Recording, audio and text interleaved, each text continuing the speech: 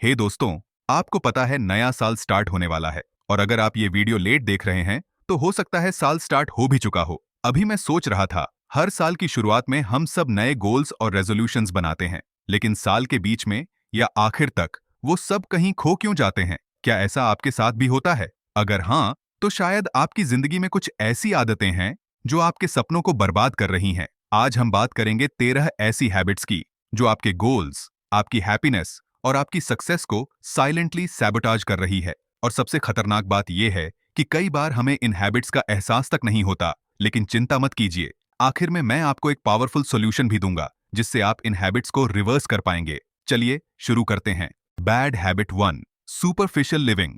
आजकल social media पर हर कोई अपनी बेस्ट मोमेंट्स दिखाता है, ब्रांडेड कपड़े, फैंसी गैजेट्स और लग्जरी वेकेशंस। लेकिन बिहाइंड द सीन्स क्या हो रहा है, ये कोई नहीं दिखाता।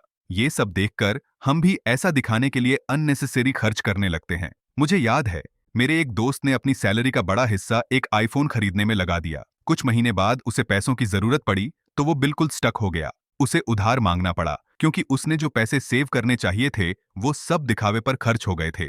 जब आप दूसरों को इंप्रेस करने के लिए जीते हैं तो आप अपनी फाइनेंशियल स्टेबिलिटी और मेंटल पीस खो देते हैं। ये ऐसा है जैसे आप एक ऐसी रेस में दौड़ रहे हों जिसका कोई फिनिश लाइन नहीं है। अगर आपको इस हैबिट को ओवरकम करना है तो the psychology of money by Morgan Housel जरूर पढ़ें। इसमें बताया गया है कि वेल्थ सिर्फ दिखावे के लिए नहीं, आपकी सिक्योरिटी और फ्रीडम के लिए होती है। अब बात करते हैं दूसरी खतरनाक हैबिट की, एक्सेसिव कंपैरिजन। सोचिए, आप अपनी मेहनत से खुश हैं, लेकिन जैसे ही आप अपने किसी दोस्त का इंस्टाग्राम खोलते हैं और देखते हैं कि वो यूरोप में घूम रहा है या नई कार खरीद रहा है, तो आपकी खुशी अचानक गायब हो जाती है। क्यों? क्योंकि आप अपनी लाइफ की सारी अचीवमेंट्स को किसी और की शाइनी हाइलाइट्स से कंपेयर करने लगते हैं। मेरे एक दोस्त ने अपनी जॉब के साथ पार्ट टाइम स्टडीज शुरू की थीं। वो बहुत मेहनत कर रहा था, लेकिन जब उसने अपने दूसरे दोस्तों को हाई पेइंग जॉब्स में सेटल होते देखा तो उसे लगा कि वो पीछे रह गया है। इस कंपैरिजन की वजह से उसने अपनी पढ़ाई छोड़ दी। लेकिन कुछ साल बाद वो दोस्त जो स्टडी कंप्लीट करके आगे बढ़े थे, उससे कई गुना बेटर पोजीशन पर थे। कंपैरिजन की वजह से आप अपनी रेस में फोकस खो देते हैं। हर किसी की जर्नी अलग होती है और जब आप दूसरों से तुलना करते हैं तो आप अपनी पोटेंशियल को अंडरमाइन कर देते हैं। वैसे अगर आप हर चीज कंपेयर करना छोड़ देंगे तो लाइफ में एक टेंशन जरूर कम हो जाएगी। कौन सी मैगी ज्यादा जल्दी बनती है, आपके घर की या पड़ोसी के घर की? इस हैबिट को रोकने के लिए the subtle art of not giving a fuck bye mark Manson पढ़ें। ये किताब सिखाती है कि कैसे आप अपनी प्रायोरिटीज सही रखें और दूसरों की शाइनी लाइफ से डिस्ट्रैक्ट न हो।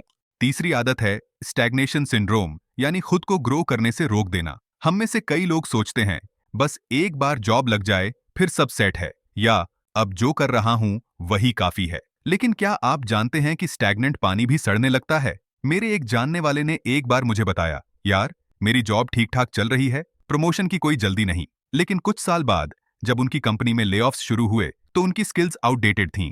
वो पैनिक में थे क्योंकि उन्होंने कभी सीखना बंद कर दिया था। आज के दौर में सीखना बंद करना खुद के करियर पर पॉज बटन लगाने जैसा है। अगर आप अपनी स्किल्स को अपग्रेड नहीं करेंगे तो कंपटीशन आपको पीछे छोड़ देगा। हर साल एक नई स्किल सीखने का टारगेट बनाएं, चाहे कोडिंग हो, कम्युनिकेशन या कोई नई भाषा। Learning is your best defence against stagnation. इस हैबिट को दूर करने के लिए atomic habits by James clear पढ़ें। ये किताब बताती है कि छोटी छोटी आदतें कैसे बड़े रिजल्ट्स ला सकती हैं। और हाँ, स्किल सीखते वक्त ये मत सोचिए कि सब कुछ एक ही दिन में आ जाए, क्योंकि मैगी 2 मिनट में बनती है पर स्किल्स नहीं। चौथी और शायद सबसे अंडर एस्टिमेटेड हैबिट है लाइक ऑफ ईक्यू, यानी इमोशनल इंटेलिजेंस की कमी। कई बार आप देखेंगे कि एकेडमिकली ब्रिलियंट लोग भी अपनी पर्सनल और प्रोफेशनल लाइफ में स्ट्रगल करते हैं। क्यों? क्योंकि वो इमोशंस को समझने और हैंडल करने में कमजोर होते हैं। मुझे याद है, एक दोस्त ने अपनी ड्रीम जॉब सिर्फ इसलिए खो दी क्योंकि उसने अपने मैनेजर के साथ एक हीटेड आर्ग्यूमेंट में कंट्रोल खो दिया था। वो टेक्निकली बहुत स्ट्रांग था लेकिन अपने इमोशंस को मैनेज करना नहीं जानता था। इमोशनल इंटेलिजेंस का मतलब सिर्फ अपनी फीलिंग्स को कंट्रोल करना नहीं है, ये दूसरों की फीलिंग्स को समझने और उनसे इफेक्टिवली डील करने की एबिलिटी है। ये आपकी रिलेशनशिप्स और करियर दोनों में बहुत बड़ा रोल प्ले करता है। अपने ईक्यू को इंप्रूव करने के लिए डेली जर्नलिंग करें, अपने इमोशंस को पहचानें और सिचुएशंस को कामली हैंडल करने की प्रैक्टिस करें। इमोशनल इंटेलिजेंस 2.0 बाय ट्रेविस ब्रैडबेरी पढ़ें। ये आपकी इमोशनल अवेयरनेस को बूस्ट करने के लिए प्रैक्टिकल स्ट्रेटजीज देती है। और सबसे इंटरेस्टिंग बात यह है कि हाई ईक्यू वाले लोग ज्यादातर अपनी लाइफ में ज्यादा सक्सेस अचीव करते हैं, जो हम अगले पॉइंट में एक्सप्लोर करेंगे। अब बात करते हैं पांचवीं खतरनाक हैबिट की, नेगेटिव सेल्फ टॉक, यानी खुद को ही डिमोटिवेट करना। कभी गौर किया है, जब आप फेल होते हैं तो आप खुद से क्या कहते हैं? मैं लूजर हूं, मैं ये कभी नहीं कर पाऊंगा, मुझसे कुछ अच्छा हो ही नहीं सकता। ये सब आपकी सेल्फ एस्टीम को धीरे धीरे खत्म कर देता है। मुझे याद है, मेरे एक दोस्त को एक बार एक पब्लिक स्पीकिंग इवेंट में बोलने का मौका मिला, लेकिन वो बार बार खुद से कह रहा था, मैं बोलूंगा तो लोग हंसेंगे। और गेस व्हाट, उसने इवेंट से पहले ही विथड्रॉ कर लिया। उसके इस डर की वजह से वो एक बड़ा मौका खो बैठा। नेगेटिव सेल्फ टॉक आपकी कॉन्फिडेंस को अंदर से खत्म कर देता है। ये आपको अपॉर्चुनिटीज से दूर ले जाता है और आपकी ग्रोथ को रोकता है। अपने नेगेटिव थॉट्स को चैलेंज करें। जब भी आप खुद को कहें, मैं ये नहीं कर सकता, तो इसे रिप्लेस करें, मैं प्रैक्टिस करूंगा और ये सीख जाऊंगा। अपने फेलियर्स को ग्रोथ का पार्ट माने, न कि अपनी आइडेंटिटी का हिस्सा। The power of positive thinking by Norman Vincent Peale पढ़ें। ये किताब आपको सिखाएगी कि कैसे अपनी सोच को पॉजिटिविटी की तरफ मोड़ें। और हाँ, अगली बार खुद को बेकार कहने से पहले याद रखिए, अगर आप खुद को ही डिमोटिवेट करेंगे तो बाकी लोग मोटिवेशन देने कहां से आएंगे। छठवीं हैबिट है टाइम थीफ, यानी प्रोक्रेस्टिनेशन। हम सब सोचते हैं, यार ये काम कल कर लूंगा, और फिर कल कभी आता ही नहीं। इस प्रोसेस में हम अपना सबसे कीमती रिसोर्स टाइम खो देते हैं। मेरे एक दोस्त को कॉम्पिटिटिव एग्जाम्स की तैयारी करनी थी। उसने हर दिन सोचा, कल से पढ़ाई शुरू करूंगा। जब तक उसने तैयारी शुरू की, तब तक एग्जाम में बस एक हफ्ता बचा था और सैडली वो फेल हो गया। प्रोक्रेस्टिनेशन एक साइलेंट किलर है। ये आपके गोल्स को धीरे धीरे आपके हाथ से छीन लेता है। एक सिंपल रूल अपनाएं, 2 मिनट का नियम। अगर कोई काम 2 मिनट में शुरू हो सकता है तो उसे अभी करें, और बड़े टास्क्स को छोटे छोटे पार्ट्स में डिवाइड करके शुरुआत करें। Eat that frog by Brian Tracy पढ़ें। इसमें प्रोक्रेस्टिनेशन से लड़ने के लिए प्रैक्टिकल टिप्स दिए गए हैं। प्रोक्रेस्टिनेशन की वजह से टाइम तो जाता ही है, लेकिन सबसे बड़ा नुकसान ये है कि आप अपने ड्रीम्स को डिले कर देते हैं। अब अगले पॉइंट में देखते हैं कैसे ये और हैबिट्स आपकी लाइफ को साइलेंटली सैबोटाज करती हैं। अब बात करते हैं सातवीं आदत की, पुअर फाइनेंशियल हैबिट्स, यानी पैसों को सही से मैनेज न करना। कई लोग पेडे आते ही सारा पैसा खर्च कर देते हैं। अरे जिंदगी तो एक ही बार मिलती है, ये सोचकर अननेसेसरी चीजों पर खर्चा करते हैं। लेकिन क्या आपने सोचा है कि आपकी ये आदत लॉन्ग टर्म में आपको कितना पीछे कर सकती है? मेरे एक जानने वाले हर महीने का पूरा सैलरी शॉपिंग और रेस्टोरेंट्स पर खर्च कर देते थे। एक बार उनकी फैमिली को मेडिकल इमरजेंसी हुई और उनके पास सेविंग्स में कुछ भी नहीं था। उन्हें उधार लेना पड़ा। उस दिन उन्हें एहसास हुआ कि उनके पुअर फाइनेंशियल हैबिट्स ने उन्हें कितनी बड़ी मुश्किल में डाल दिया। हमेशा याद रखें, आपका पैसा आपके लिए काम करे, न कि आप पैसे के लिए। अगर फाइनेंशियल हैबिट्स सही नहीं होंगी तो आपको हमेशा स्ट्रगल करना पड़ेगा। 50-30-20 रूल को अपनाएं। अपनी इनकम का 50% एसेंशियल्स, रेंट बिल्स पर, 30% डिजायर्स, ट्रैवल, शॉपिंग पर, और 20% सेविंग्स और इन्वेस्टमेंट्स पर खर्च करें। Rich dad poor dad by Robert Kiyosaki पढ़ें। ये किताब आपको सिखाएगी कि एसेट्स और लायबिलिटीज का सही मतलब क्या है और कैसे आप अपनी फाइनेंशियल फ्रीडम पा सकते हैं। और हाँ, सेविंग्स करते वक्त ये मत सोचिए, अरे यार इतने कम पैसों में क्या ही सेव होगा, क्योंकि एक छोटा बीज ही बड़ा पेड़ बनता है। आठवीं आदत है अवॉइडिंग रिस्पॉन्सिबिलिटी, यानी अपनी गलतियों के लिए दूसरों को ब्लेम करना। कई लोग कहते हैं, मेरे पेरेंट्स ने मुझे सही गाइडेंस नहीं दी, या मेरी कंपनी में ग्रोथ के अपॉर्चुनिटीज नहीं है। लेकिन सच ये है कि जब तक आप अपनी जिम्मेदारी नहीं लेंगे, तब तक आप अपनी लाइफ को कंट्रोल में नहीं ला सकते। मुझे याद है, एक दोस्त को प्रमोशन नहीं मिला और उसने पूरा ब्लेम अपने बॉस पर डाल दिया। लेकिन जब मैंने उससे पूछा, तुमने लास्ट ईयर अपनी स्किल्स इंप्रूव करने के लिए क्या किया, तो उसके पास कोई जवाब नहीं था। जब आप एक्सक्यूजेस देते हैं तो आप अपनी ग्रोथ को रोक रहे होते हैं।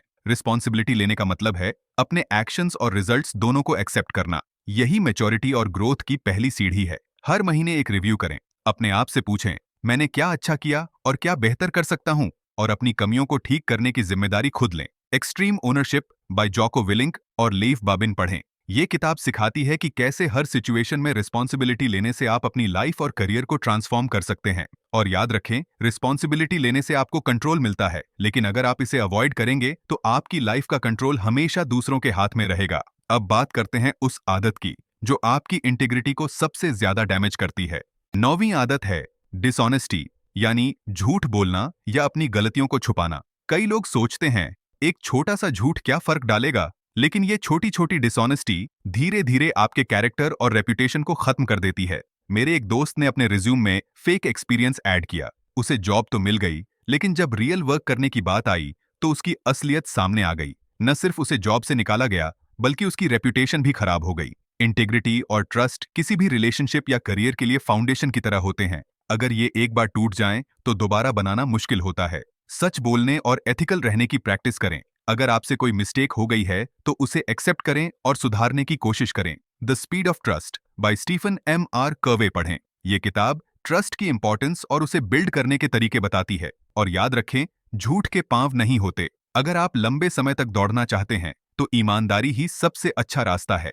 अब बात करते हैं 10वीं हैबिट की, निग्लेक्टिंग रूटीन, यानी एक डिसिप्लिन्ड लाइफ न जीना। बहुत लोग कहते हैं रूटीन बोरिंग होती है, लेकिन सच तो ये है कि एक स्ट्रॉन्ग रूटीन आपकी लाइफ को सिंप्लीफाई और प्रोडक्टिव बनाती है। मैंने एक बार एक एंटरप्रेन्योर से पूछा, आप इतनी सारी चीजें कैसे मैनेज कर लेते हैं? उनका सिंपल जवाब था, एक अच्छी रूटीन और डिसिप्लिन। वहीं दूसरी तरफ जो लोग बिना रूटीन के चलते हैं, वो हमेशा चीजों को लास्ट मिनट पर करते हैं और अननेसेसरी स्ट्रेस लेते हैं। रूटीन बोरिंग नहीं होती, ये आपको फ्रीडम देती है। जब आपका दिन स्ट्रक्चर्ड होता है, तो आप अपने गोल्स को फास्टर अचीव कर पाते हैं। अपना दिन 3 पार्ट्स में डिवाइड करें। सुबह की प्रोडक्टिविटी टास्क्स, दोपहर की लर्निंग टास्क्स और शाम की रिलैक्सेशन।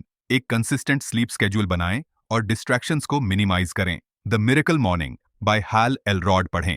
ये किताब एक पावरफुल मॉर्निंग रूटीन डिजाइन करने के लिए प्रैक्टिकल स्टेप्स देती है। और सोचिए, अगर आपकी रूटीन स्ट्रांग होगी, तो आप वो सब अचीव कर सकते हैं जिसके बारे में आप अभी सिर्फ सपने देखते हैं। लेकिन अगली आदत वो है जो आपकी पूरी लाइफ को डीरेल कर सकती है। अब बात करते हैं 11वीं आदत की, एडिक्शन, यानी किसी भी चीज में जरूरत से ज्यादा इन्वॉल्व्ड हो जाना।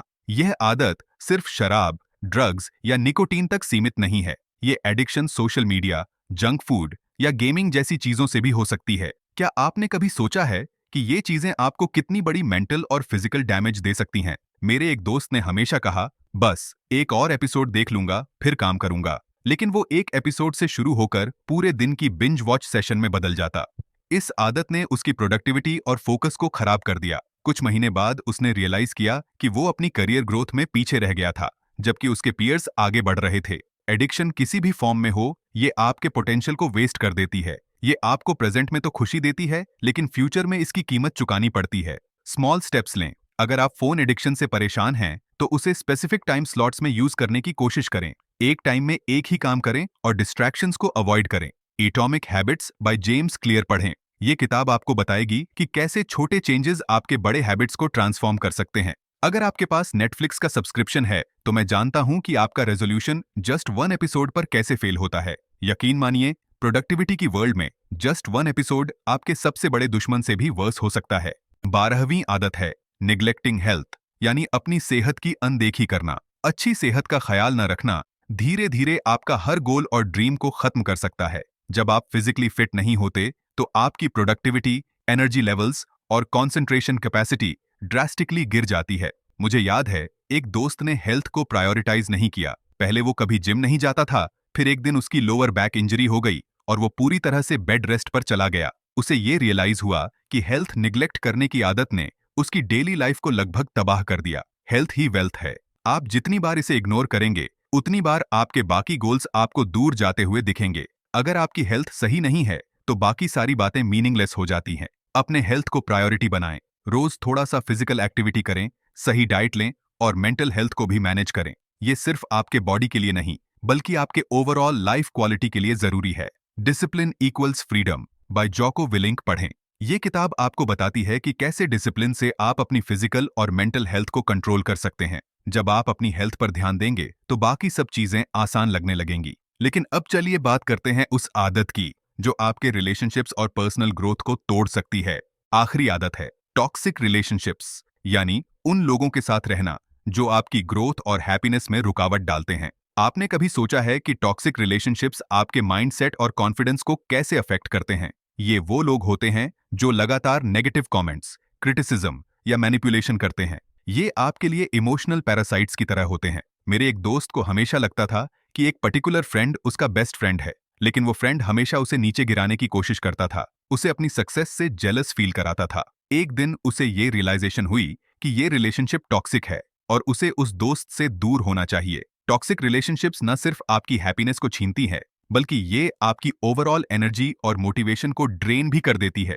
अगर आपको ग्रोथ चाहिए तो ऐसे लोगों से दूरी बनानी होगी। अपनी रिलेशनशिप्स को प्रायोरिटाइज करें। जो लोग आपकी एनर्जी को पॉजिटिव डायरेक्शन में चैनलाइज करते हैं उन्हें अपनाएं, और जो लोग नेगेटिव एनर्जी देते हैं उनसे दूर रहें। The 7 habits of highly effective people by Stephen Covey पढ़ें। ये किताब आपको बताएगी कि कैसे आप अपने रिलेशनशिप्स को और हेल्थी बना सकते हैं और टॉक्सिक लोगों से अपनी लाइफ को निकाल सकते हैं। अब जब आपने इन 13 आदतों को जाना, तो क्या आप अपनी लाइफ को उनसे बचा पाएंगे? क्या आप अपनी आदतों को बदलने के लिए तैयार हैं? अगर आप चाहते हैं कि 2025 में आपका लाइफ बिल्कुल बदल जाए, तो कमेंट करें और बताएं कि आपकी सबसे बड़ी टेकअवे क्या रही इस वीडियो से। और अगर ये वीडियो आपको वैल्यूएबल लगा तो लाइक और शेयर जरूर करें। चैलेंज है, अगर ये वीडियो 1000 लाइक्स क्रॉस करता है तो मैं अपनी अगली वीडियो में आपको बताऊंगा कि कैसे आप अपनी सफलता की यात्रा को फास्ट ट्रैक कर सकते हैं।